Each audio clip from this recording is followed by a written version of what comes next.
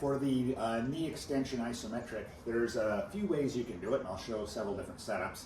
Probably the simplest is if you have a classic leg extension, seated leg extension machine. And on this one, if you have a machine like that, you're going to extend. We want to train at roughly a 60-degree angle.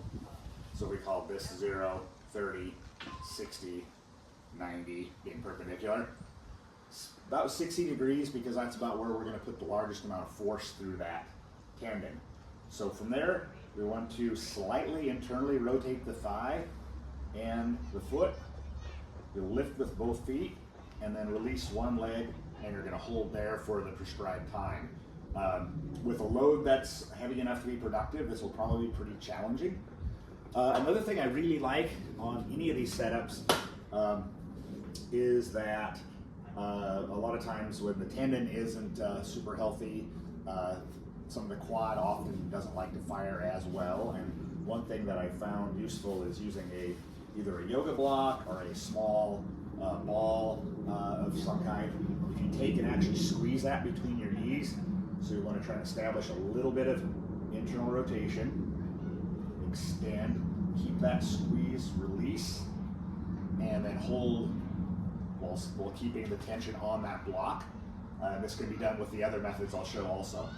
Later on, once it's become stronger, you've made some progress, you'll kind of understand how to set and get in that position, and then you probably don't need to squeeze the block anymore. Okay, so this is the way you would do it with a leg extension machine. Then this method is really kind of the gold standard. Here I've got a Tindex strain gauge. There's other brands as well. It can quantify how much force that I'm pulling on. And I've just rigged this here on the leg extension machine, but you could really have it anywhere. You could sit on a bench and have it anchored to a squat rack behind you. And again, we're looking at that 60-degree angle, possibly squeezing the block like I showed earlier. And here you're pressing on that, and you're able to look on an app on your phone and see exactly how much force you're putting into it. Nice thing here is it'll show a line and then also how much force you're producing, and you can work to really keep it on that line, and you can quantify percentages of your max. You can test your max. You can see how steady the force trace is.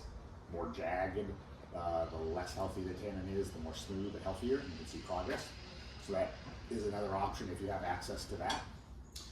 Okay, and here's finally one more setup. So I've got a nylon webbing around an immobile object. I've set this box on top of it. Got my ankle strap and a carabiner, and then definitely have a towel or something to pad the edge of the box if you use this setup, because of the forces you're going to be applying, this edge will absolutely cut into the back of your knee. So same idea here. I can grab the sides of the box. If it has handles, you may want them set to the side so you can grab into them, and you can apply force here. This one, you'll have to just go by feel because you won't know, unlike with the strain gauge, but as long as you're working within tolerable limits and working hard, this one also works really, really well.